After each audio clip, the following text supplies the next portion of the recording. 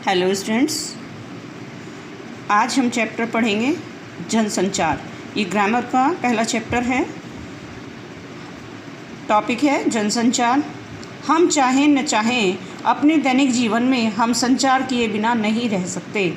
संचार का मतलब जैसे चर माने चलना होता है, वैसे ही संचार का मतलब होता है कि बात किए बिना नहीं रह सकते। वास्तव में संचार के बिना जीवन असंभव है।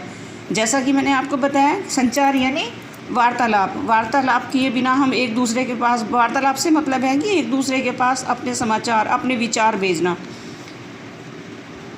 वास्तव में संचार के बिना जीवन असंभव है। मनुष्य जब तक जीवित है वह संचार करता रहता है, यानी जब तक मनुष्य जीवित रहता है तब तक वो आचारों और विचारों का आदान प्रदान करता रहता है।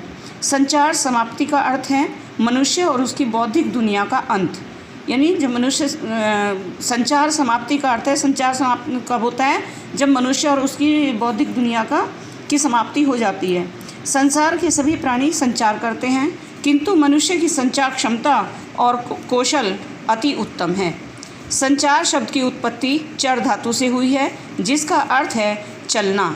चर धातु से इसकी उत्पत्ति हुई है और इसका अर्थ है चलना, जैसे एक स्थान से दूसरे स्थान तक पहुंचना। संचार के विभिन्न प्रकार हैं, जैसे सांकेतिक संचार, समूह संचार, अंतः संचार, वैयक्तिक संचार और जनसंचार। जनसंचार माध्यम के अंतर्गत किसी भी सूचना या संदेश को विभिन्न कृत्रिम माध्यमों के द्वारा विशाल जनसमूहों तक पहुंचाते हैं। कृत्रिम जैसे आर्टिफिशियल माध्यमों के द्वारा से लोगों तक पहुंचाते हैं। जनसंचार के इन कृत्रिम माध्यमों में प्रमुख हैं रेडियो, टेलीविज़न, इंटरनेट, समाचार पत्र, सिनेमा, टेलीफोन और फैक्स। अब जनसंचार की क्या विशेषताएं हैं? इसकी विशेषताएं निम्नलिखित हैं। फर्स्ट पॉइंट है इसका कि जनसंचार किसी एक व्यक्ति विशेष के लिए कार्य नहीं करता। जनसंचार द्वारा प्रेषित सूचना समस्त जनता के लिए सामान्य रूप से खुली हुई होती है। यानी ये किसी इंडिविजुअल व्यक्ति के लिए नहीं होता है, ये संपूर्ण जनता के लिए होता है और सामान्य रूप से ये जो होता है सामान्य रूप से खुले रूप से होता है। सेकंड पॉइंट है कि जनसंचार की प्रक्रिया सुस्पष्ट होती है तथा उसका ढांचा भी स्पष्ट होता है। जनसंचार की जो प्रोसेस है वो एकदम क्लियर होता है, उसमें कोई भी बनावटीपन नहीं होता। थर्ड पॉइंट है जनसंचार में चूँकि संदेश मिश्रित होते हैं और जनसमूह को लक्ष्य किया जाता है, परंतु जनसमूह की परिस्थितियाँ एवं रुचियाँ विभिन्न प्रकार की होती हैं। यानी जनसमूह की जो परिस्थितियाँ और रुचियाँ होती हैं वो अनेक अलग अलग प्रकार की होती हैं।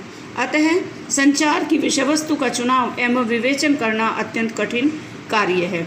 इसी कारण जनसंचार की एक महत्वपूर्ण विशेषता यह भी है कि इसमें व्यक्ति उस संदेश का चयन करता है जो उसकी मान्यताओं और विशेषताओं के अनुकूल होता है।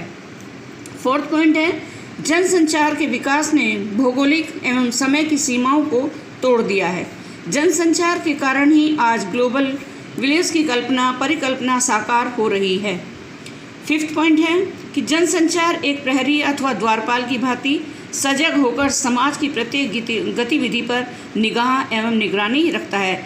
यानी जिस तरह से पहरेदार पहरा देता है, उसी तरह से जनसंचार भी सबकी एक्टिविटी पर इसकी निगरानी रहती है और ये जो है एकदम से सब जगह जो भी न्यूज़ होती है, जो भी घटना होती है, जो भी विचार होते हैं वो सब जगह फैल जाते हैं। जनसंचार प्रक्रिया के संगठक, पहला है संचारक या प्रेषक, दूसरा है संदेश, तीसरा है प्रापक, चौथा है संचार माध्यम, पांचवा है फीडबैक और छठा है शोर।